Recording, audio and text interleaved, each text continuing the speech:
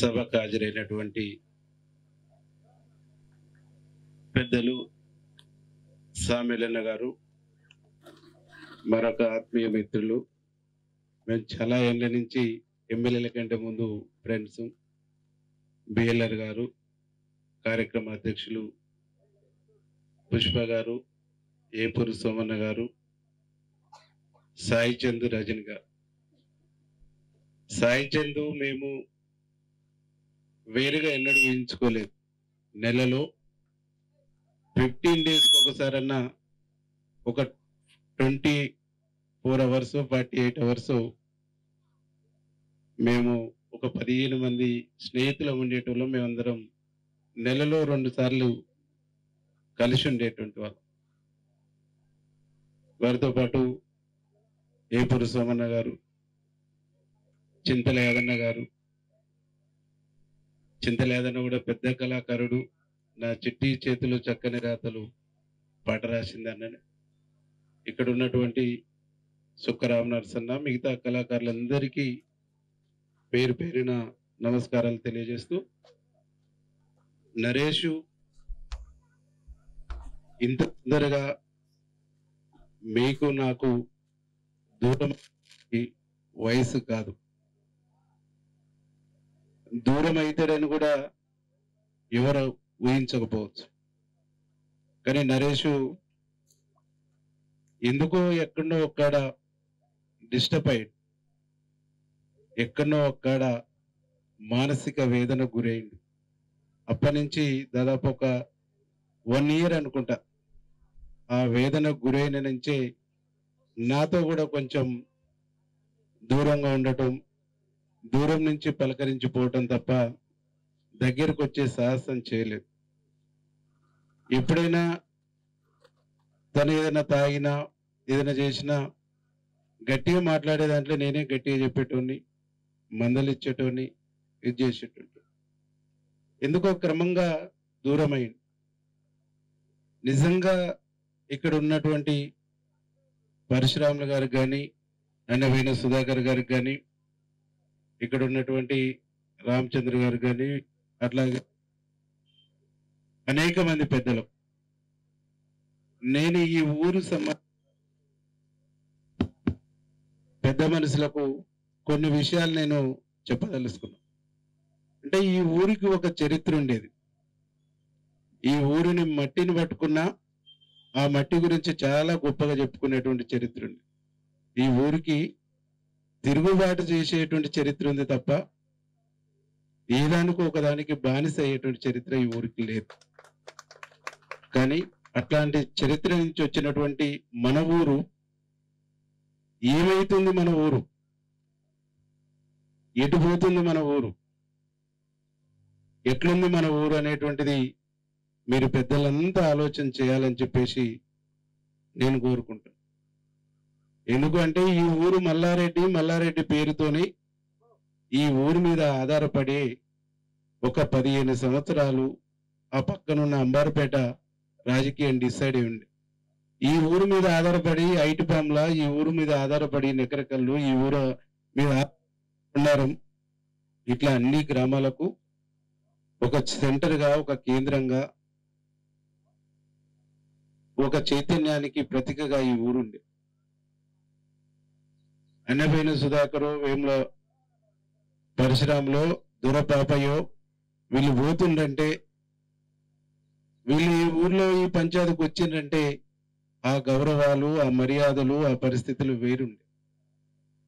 అట్లాంటి ఊరు, అట్లాంటి పరిస్థితి, అట్లాంటి సిచ్యువేషను ఈరోజు మన ఊరు. నరేష్ ఎందుకు చచ్చిపోయిండు, ఎట్లా చనిపోయిండంటే చెప్పుకోలేనటువంటి ఒక పరిస్థితిలో మనం ఉన్నాం. ఒక కుర్రలింగయ్య చనిపోయినప్పుడు గొప్పగా చెప్పుకున్నాం.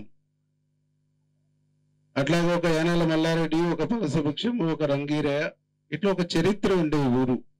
అట్లాంటి చరిత్ర కలిగినటువంటి ఊరు ఈరోజు ఈ స్థితికి రావటానికి, ఈ పరిస్థితికి రావటానికి కారణం ఏంటి అనేటువంటి ఒక ఆలోచన చేస్తే ఈ ఊరు చరిత్రను, ఈ ఊరుకున్నటువంటి పోరాటాల చరిత్రను, ఈ ఊరు ప్రజలకు, ఈ ఊరు ఇంటికి ఒక చరిత్ర ఉంది. ఈ ఊరు దాయని నాయకులు లేడు, ఈ ఊరు సాధుకోనటువంటి ఉద్యమకారులు లేడు. అంత చరిత్ర కలిగినటువంటి ఈ ఊరు చరిత్ర గురించి తెలుసుకోవాలనేటువంటి తపన ఉన్నటువంటి సమాజం ఒకవైపు ఉంది. ఆ సమాజానికి ఎదుగుతున్నటువంటి యువకులు, చదువుకుంటున్నటువంటి యువకులు చాలా మంది ఉన్నారు.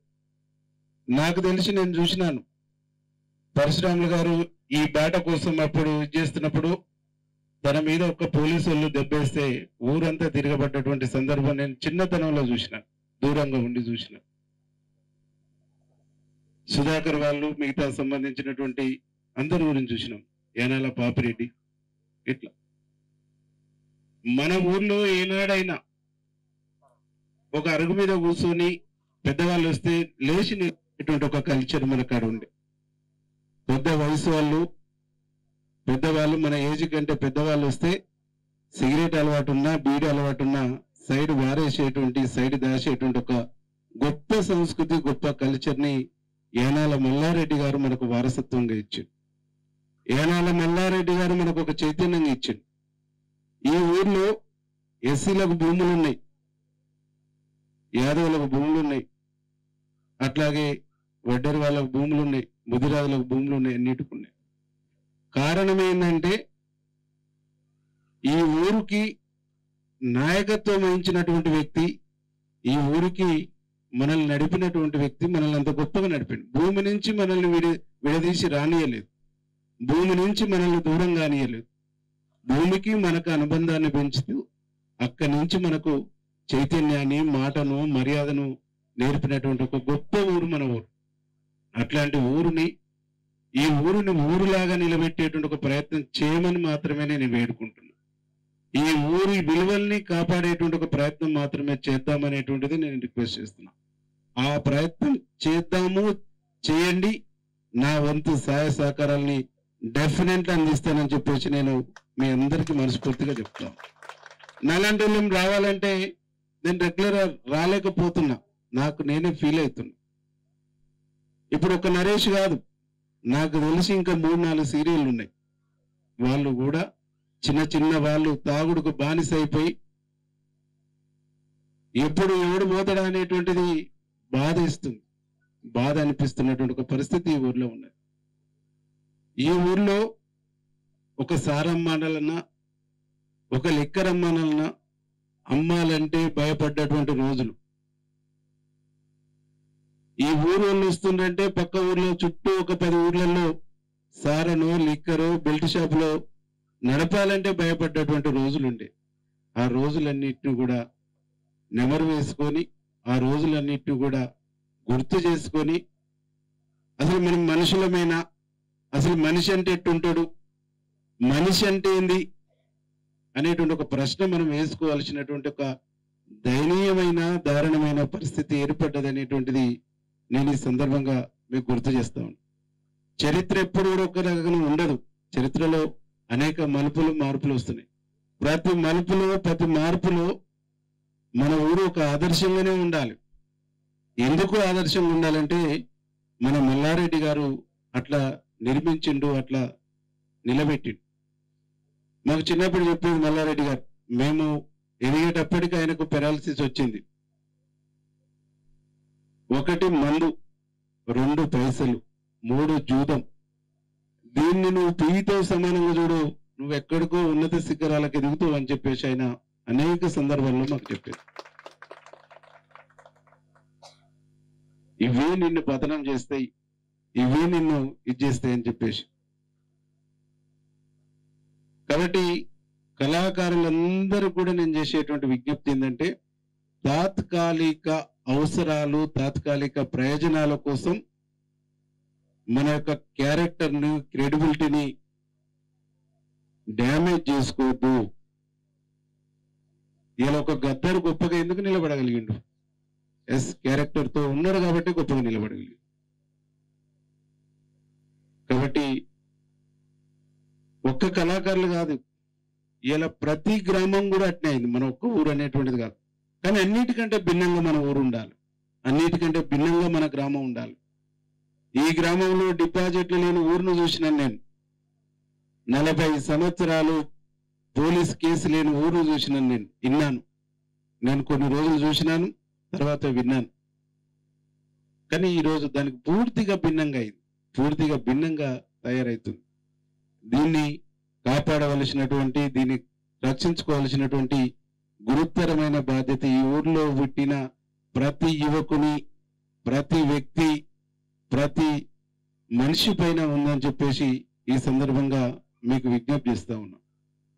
ఈరోజు ఇక్కడే నరేష్కు డప్పు నేర్పిన దాంట్లో నేను కూడా ఉన్నా.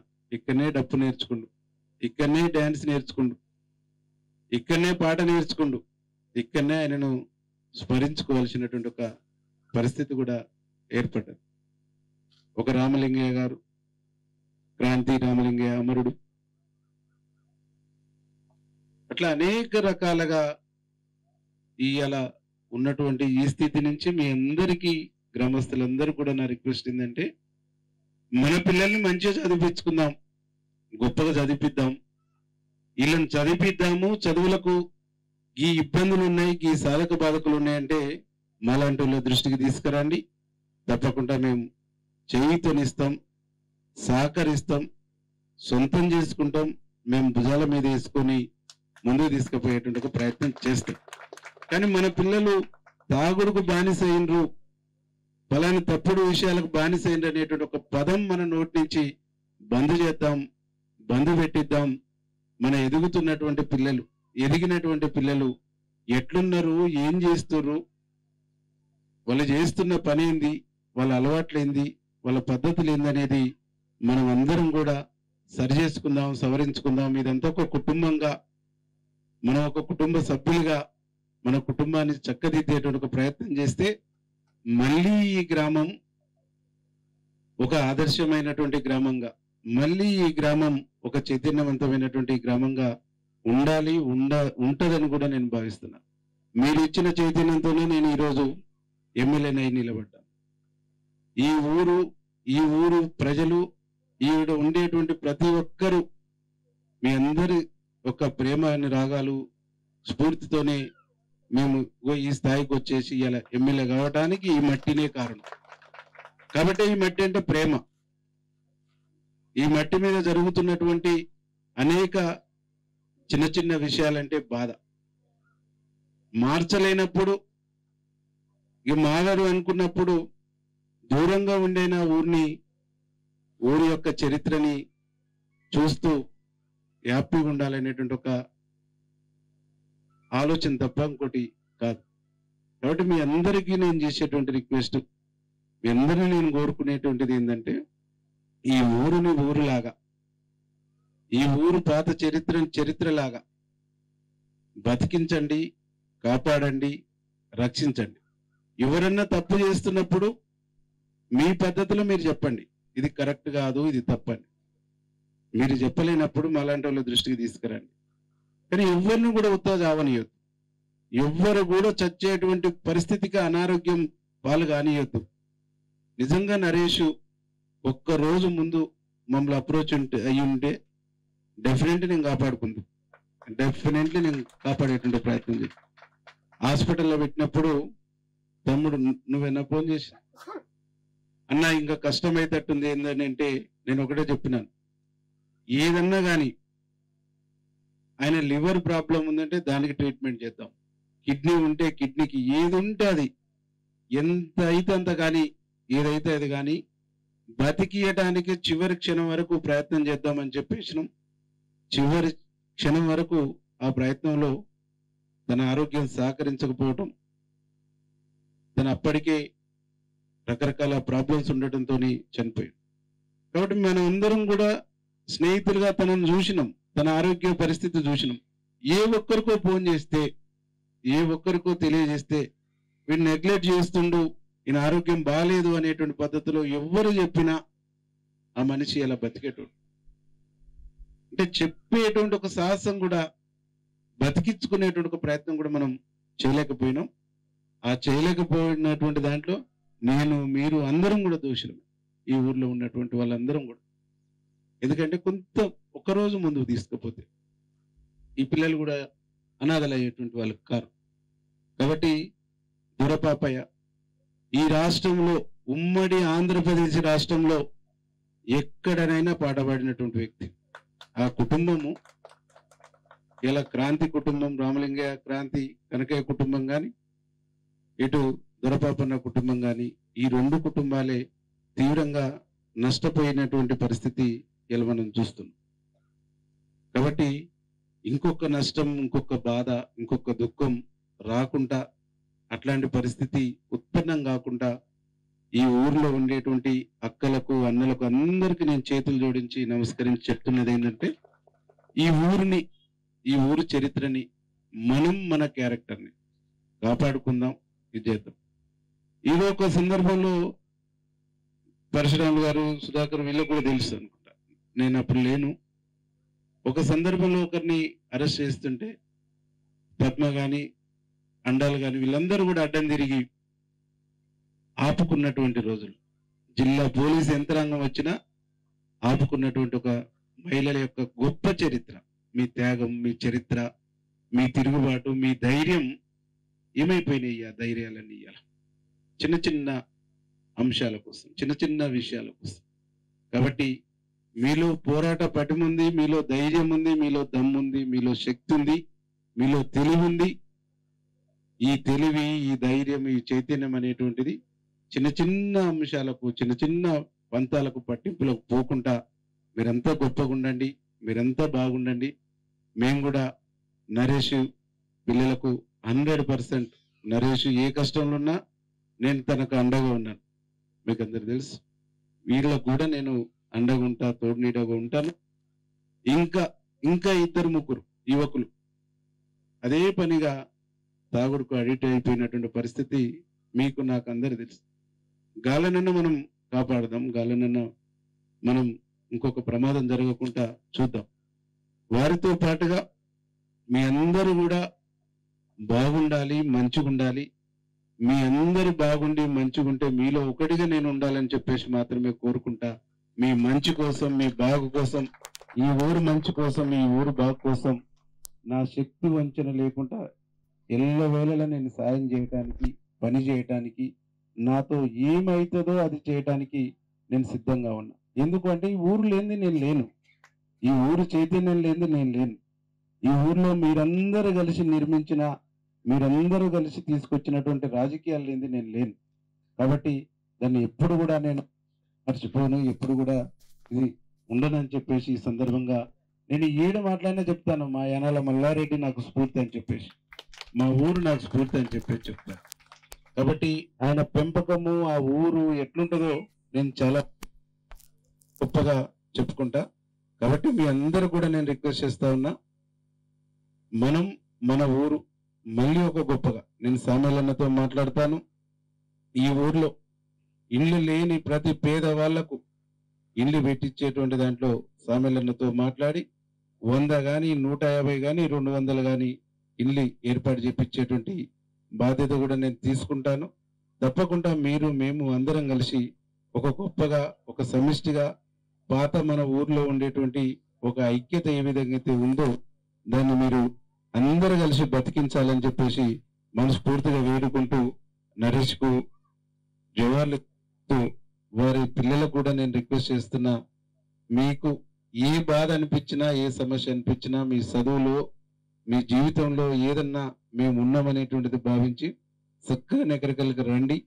మిమ్మల్ని చూసేటువంటి బాధ్యత నాది అని చెప్పేసి మీకు హామీ ఇస్తూ, ఇంకా ఈ ఊర్లో చదవటానికి మిగతా సంబంధించి ఇలాంటి చదువుకుంటుండ్రు, వీళ్ళు చదువుతారు, వీళ్ళకి స్తోమత లేదు, వీళ్ళు చదవలేకపోతారంటే తప్పకుండా నా దృష్టికి తీసుకురండి.